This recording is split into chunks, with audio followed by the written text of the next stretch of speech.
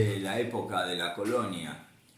España y Portugal se peleaban por quién se quedaba con la banda oriental del Río de la Plata. Después, a principios del 1700, se funda la ciudad de Montevideo y entonces se consolida la posición española y la banda oriental del Río de la Plata pasa a formar parte del virreinato del Río de la Plata. Cuando llega la Revolución de Mayo, cuando llega la independencia, Buenos Aires y Montevideo están afianzados a partir de un vínculo muy sólido que inclusive se dio que en las invasiones inglesas de 1806 la contraofensiva patriótica argentina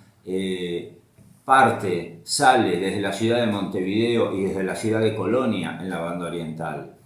que llegan a Buenos Aires las fuerzas patriotas y desatan toda la lucha popular contra el invasor inglés y liberan la ciudad de Buenos Aires. Los ingleses toman nota de eso y en 1807, al año siguiente, cuando regresan con muchos más soldados, lo primero que hacen es ocupan Montevideo, ocupan Colonia y desde ahí se lanzan sobre la ciudad de Buenos Aires. Nuevamente son derrotados, pero los ingleses identificaron la necesidad para su política imperialista de romper geopolíticamente al Río de la Plata, de dividir, de separar a Montevideo de Buenos Aires, a Buenos Aires de Montevideo. Ese dato es fundamental.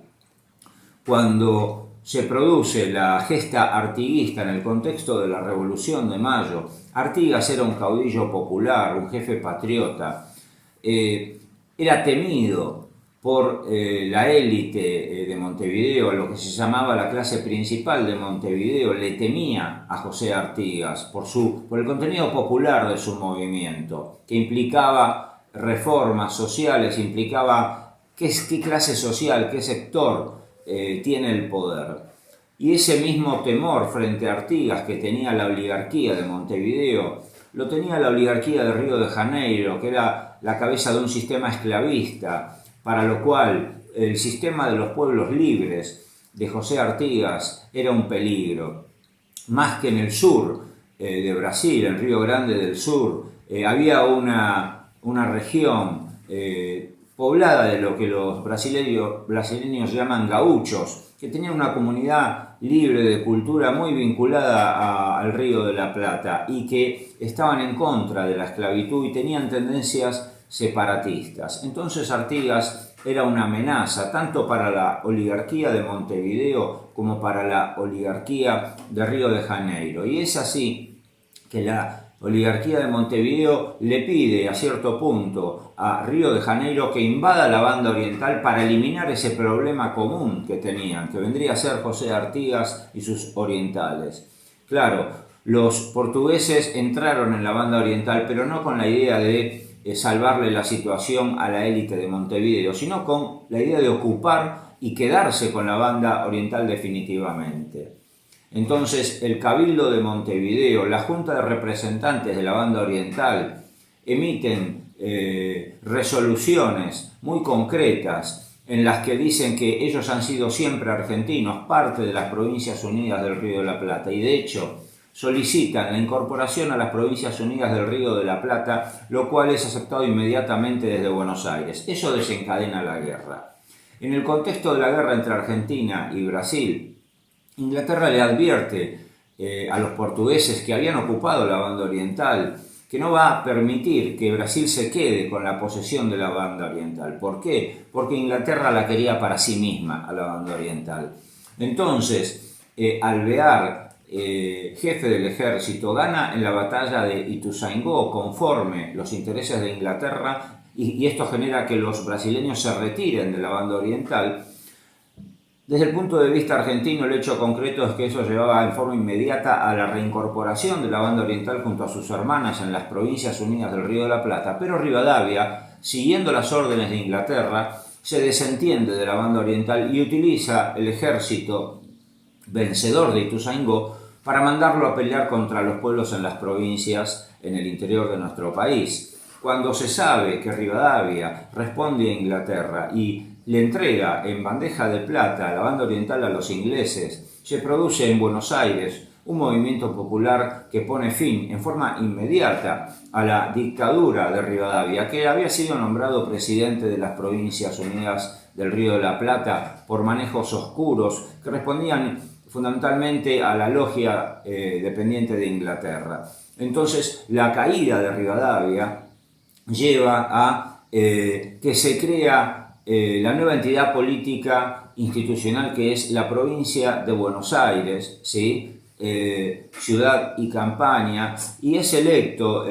como gobernador de Buenos Aires Manuel Dorrego. Como Manuel Dorrego era un hombre demócrata, apoyado por los orilleros, el sector popular de la ciudad de Buenos Aires, que vivía en las afueras de la ciudad, era un verdadero demócrata que creía por principio, por honradez, en la democracia, en los procesos limpios de gobierno, ¿sí? Inmediatamente Inglaterra, a través de sus logistas,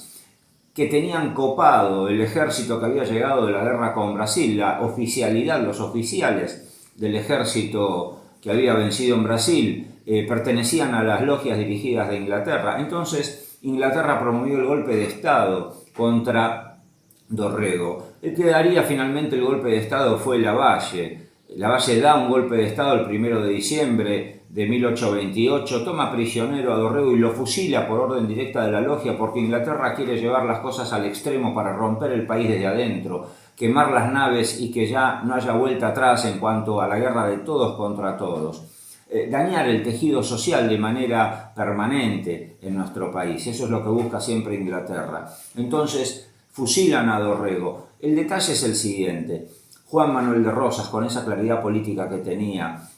apoyado por todos los indígenas y criollos en la campaña de la provincia de Buenos Aires, le advierte a Dorrego que se está fraguando un golpe de Estado, le dice que lleve las armas a la campaña, que desde ahí se harán fuertes para liberar a la ciudad de Buenos Aires, porque Lavalle se había posicionado en la ciudad, la había tomado y se había declarado dictador de facto.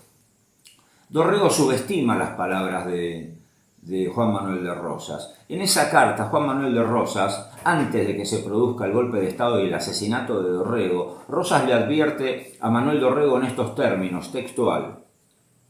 el ejército nacional llega desmoralizado por esa logia que desde mucho tiempo nos tiene vendidos, logia que en distintas épocas ha avasallado a Buenos Aires, que ha tratado de estancar con su pequeño círculo a la opinión de los pueblos, logia ominosa contra la cual está alarmada la nación. Esto le advierte Juan Manuel de Rosas a Dorrego antes de que lo tomen prisionero, que le hagan el golpe de Estado y lo asesinen. Rosas advierte, porque ya tiene conciencia, él y la clase patriota de nuestro país, tiene conciencia que hay una logia dependiente de Inglaterra que se ha infiltrado en nuestro país en contra de nuestros derechos y nuestros intereses, en contra de la existencia misma de la patria. Se produce el golpe de Estado, asesinan a Dorrego. Y entonces José de San Martín, dando cuenta de la situación, le escribe a Bernardo Higgins lo siguiente, textual: los autores del movimiento del 1 son Rivadavia y sus satélites, y a usted le consta los inmensos males que estos hombres han hecho no solo a este país, sino al resto de la América, con su infernal conducta. Esto lo dice José de San Martín en clara sintonía con la advertencia que Juan Manuel de Rosas le hace a Dorrego. Dorrego era demasiado idealista en términos de lo que se podía hacer con la democracia y no tomó en cuenta que el enemigo que tenía enfrente estaba dispuesto a pasar todos los límites, incluyendo a asesinarlo a él con tal de tomar el poder. El detalle es la coincidencia de posición política que hay en esta situación, en el contexto del golpe de Estado contra Dorrego, entre Juan Manuel de Rosas y José de San Martín. Y prestar atención, porque la banda oriental